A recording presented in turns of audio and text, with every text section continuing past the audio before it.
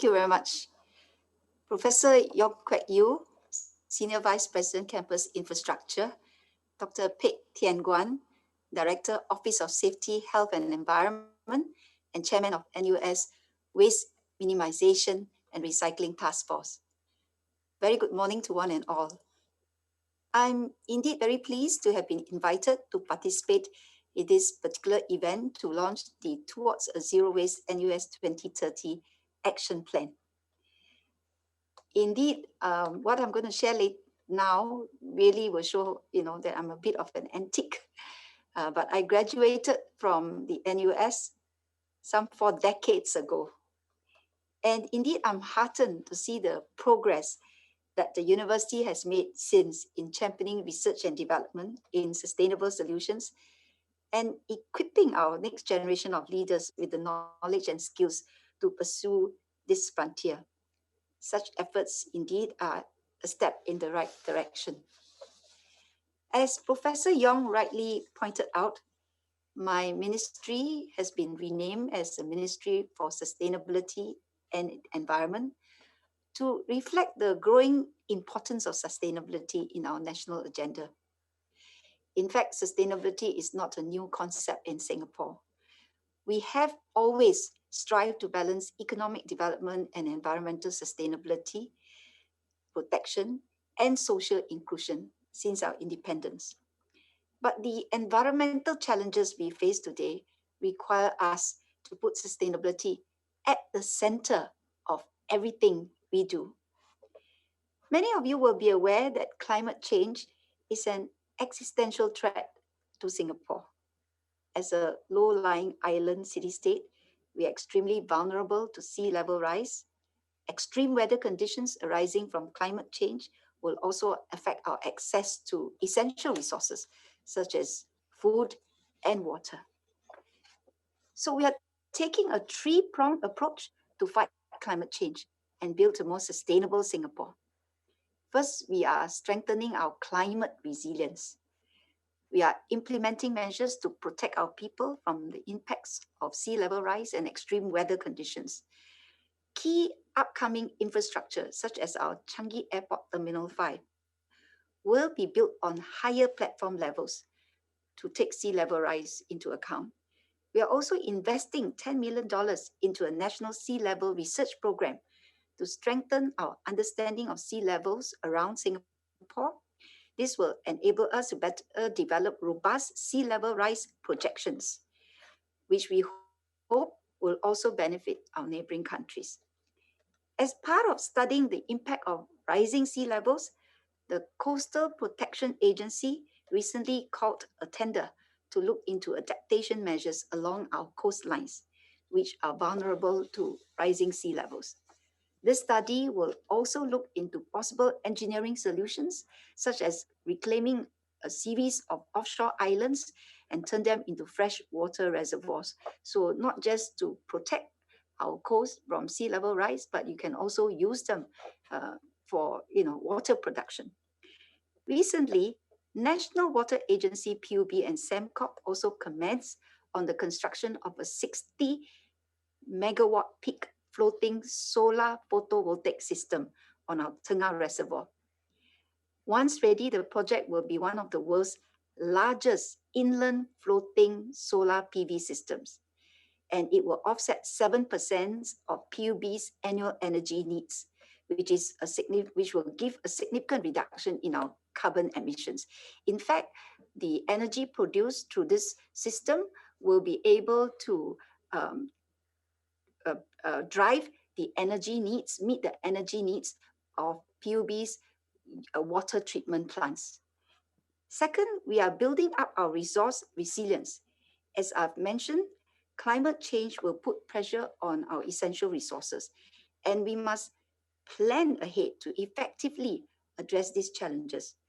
One example is how we are working to provide Singaporeans with a robust and sustainable water supply.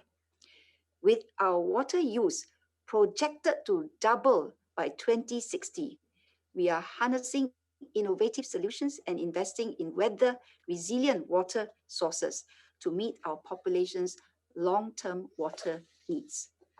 Last week, I also spoke to NUS college residential students on the importance of food security and what Singapore is doing to increase our local food production amidst the challenge of climate change and the current COVID-19 pandemic. Even before the pandemic, the Singapore Food Agency had embarked on various strategies to increase our local food production. Last year, we announced our goal to meet 30% of our nutritional needs with locally produced food by 2030, with a focus on vegetables, eggs, and fish. This is really an ambitious goal because currently we produce less than 10% of our food needs. This is what we call our 30 by 30 goal. In April this year, SFA announced a $30 million 30 by 30 express grant to further accelerate the local production of eggs, leafy vegetables, and fish over the next 24 months. SFA is now coordinating with our various agencies to facilitate the necessary regulatory clearances so that the farms can start producing these three types of foods as soon as possible. The third resilience we are building up is economic resilience. We're helping our businesses through grants and various support schemes to reduce our carbon footprint, adopt circular economy strategies, and become more energy efficient. This will ensure that they're able to adapt and thrive in a future economy that is resource and carbon constrained. One example is Systems on Silicon Manufacturing Company Private Limited, or SSMC. It is a semiconductor fabrication company. Tapping on NEA's Energy Efficiency Fund, SSMC carried out an energy assessment of their existing facilities and determined an optimal level of refrigerant charging for chiller efficiency. They also implemented a controller to maintain optimal performance of the chillers under different conditions, resulting in annual cost savings of $319,000. These are just some examples of what the government is doing in pursuit of sustainability. But government's efforts will not be enough. We need every individual business and organization in this country to join us on this national agenda and make sustainability a part of their everyday lives. So we cannot do it alone. We need collective action. I'm happy to note that NUS is doing its part to reduce carbon footprint. Sustainability has always been a part of the NUS DNA. Following the launch of its Sustainability Strategic Plan 2017, NUS has achieved further progress in the areas of carbon emissions and energy use intensity reduction, as well as implemented increased recycling initiatives, particularly for food waste, horticultural waste, and e-waste. Your goal to attain carbon neutrality on campus by 2030 is indeed commendable. I hope that this will inspire other organizations to follow suit. The launch of the Towards Zero Waste NUS 2030 Action Plan today is another milestone in your institution's journey towards sustainability. In fact, what the plan has set out to achieve is very much aligned with the strategies in Singapore's inaugural Zero Waste Master Plan, which was launched by our ministry last year. To achieve Singapore's vision of becoming a zero waste nation, we must move towards more sustainable consumption and production and adopt a circular economy approach to use our resources for as long as possible. The possibilities of a circular economy are endless.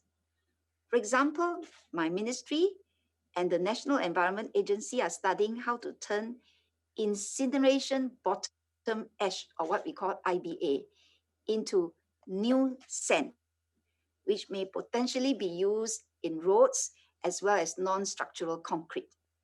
This will help to extend the lifespan of our Pulau Semakau landfill beyond 2035, because then we don't need to send the IBA to be landfilled at Pulau Semakau. We can actually reuse the IBA. We will also look to develop chemical recycling solutions and convert plastic waste into new oil. Just like how we have closed the water loop by recycling new used water into new water, we can potentially close the waste loop with new sand and new oil. A circular economy approach has immense potential to create new markets, products, as well as services. The shift towards more recycling, reusing, repairing, and remanufacturing of products will generate new supply and demand streams, creating new jobs and business opportunities for our companies locally and abroad. Take e-waste, for example.